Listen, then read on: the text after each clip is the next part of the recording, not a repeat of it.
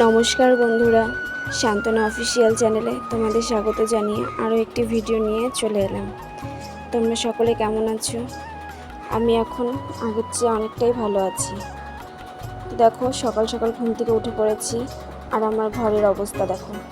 Table, বিছানা, ঘর সব এলোমেলো হয়ে আছে। চলো আমি আগে এগুলো সব গুছিয়ে নিই, পরে তোমাদের সাথে দেখা হচ্ছে। আর এইদিকে দেখতে পাচ্ছ, সকাল থেকে প্রচণ্ড পরিমাণে বৃষ্টি শুরু হয়ে গেছে। সব জামা কাপড়গুলো অবশ্যই ভেজা ছিল, তাই আর তোলা হয়নি।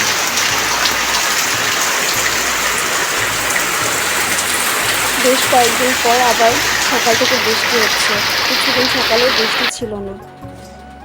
তো দেখো, আমি বিছানা তুলে জামা কাপড়গুলো সব গুছিয়ে এখন ঘরটাকে ভালোভাবে ঝাড়ু দিয়ে নিচ্ছি। ঝাড়ু দিয়ে চলে যাব হাত মুখ ধুতে।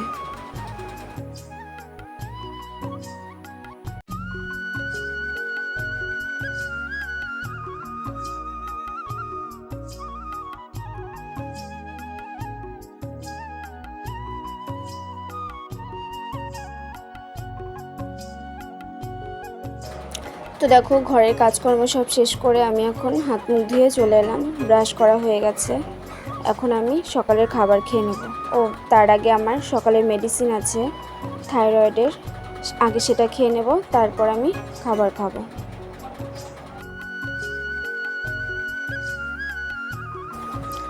এদিকে দেখো, আমার ঘরটা কিন্তু একদম ভালোভাবে ক্লিন করা হয়ে গেছে।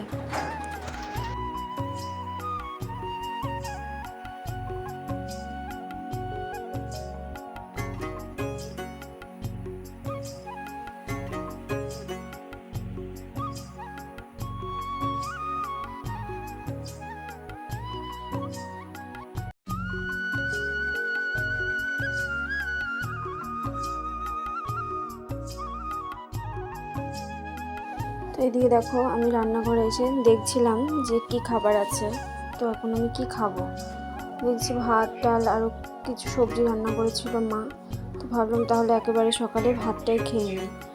তো টেবিলে খাবো, আর টেবিলের ওপরে বাসন ছিল, সেগুলো ভাবলাম যে গুছিয়ে নিই, তারপর খাবো। নাহলে আমি টেবিলের উপরে এঁটো হয়ে যাবে, বাসনগুলো আবার ধুতে হবে।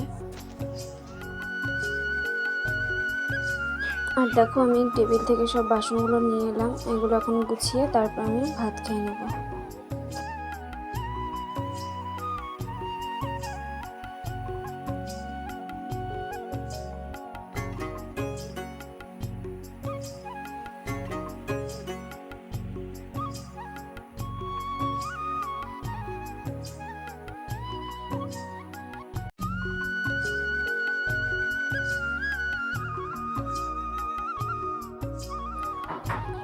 তো দেখো, খাওয়া দাওয়া করে এখন আমি সবজি কাটতে বসে পড়েছি। এখন আমি মাংসের জন্য আলু, পেঁয়াজ, রসুন, লঙ্কা সব কিছু ভালোভাবে গুছিয়ে নেব। আর ছোট মাছ আছে, সেই ছোট মাছের চচ্চড়ি করবো, তার জন্য সবজি কেটে নেব। তোমরা সাথে থাকো, দেখতে থাকো। জানো তো, কয়েকদিন থেকে না আমার শরীরটা ভীষণ খারাপ।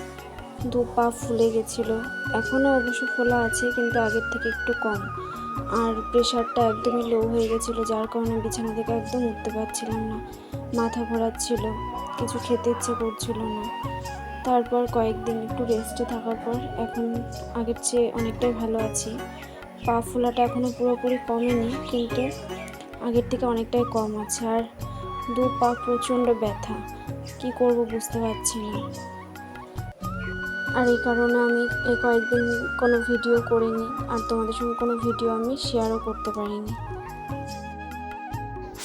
আর এদিকে দেখতেই পাচ্ছ, তোমাদের সঙ্গে কথা বলতে বলতে কিন্তু আমার পেঁয়াজ, রসুন, আদা, লঙ্কা সব সুন্দরভাবে কেটে গুছিয়ে নেওয়া হয়ে গেছে। তো এখন আমি রান্নাঘরে চলে যাব।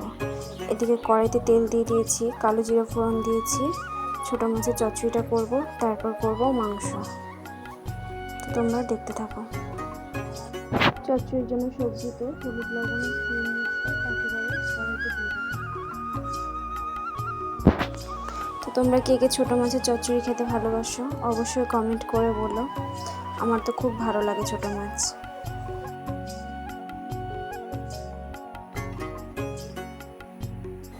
তো দেখো, কড়াইতে সবজিটা দিয়ে ভালোভাবে নাড়াচাড়া করে নিচ্ছি। তো এখন এটাকে আমি ঢাকা দিয়ে দেবো। ঢাকা দিয়ে আস্তে আস্তে চচ্চড়িটা হতে থাক। আর ওইদিকে ফ্রিজ থেকে মাংস বের করে নিয়েছি। এখন মাংসটা আমি মশলা, হলুদ, লবণ, তেল, মশলা, পেঁয়াজ সব দিয়ে ভালোভাবে ম্যারিনেট করে রাখবো কিছুক্ষণ। চচ্চড়িটা হয়ে গেলে তারপরে আমি মাংসটা রান্না করে নেব। তো দেখতেই পাচ্ছ মাংসতে আমি লবণ, হলুদ, সর্ষের তেল, এদিকে হচ্ছে আদা রসুন আর কাঁচা লঙ্কা পেস্ট করে নিয়েছি, সেটাও দিয়ে দিলাম। এখন দিয়ে দেব পেঁয়াজ কুচি। তারপর ভালোভাবে মাংসটাকে মেখে কিছুক্ষণ ঢাকা দিয়ে রাখবো।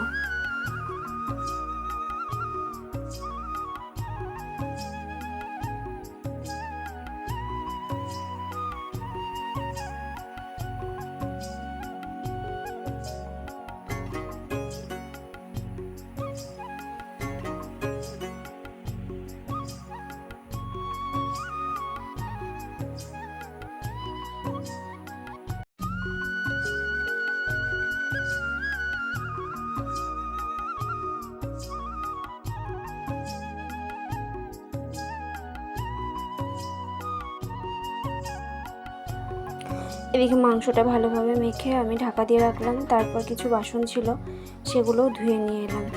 আর ওদিকে চচ্চড়িটাও হয়ে যাচ্ছে। চচ্চড়িটা হয়ে গেলে তারপর আমি মাংসটা করে নেব।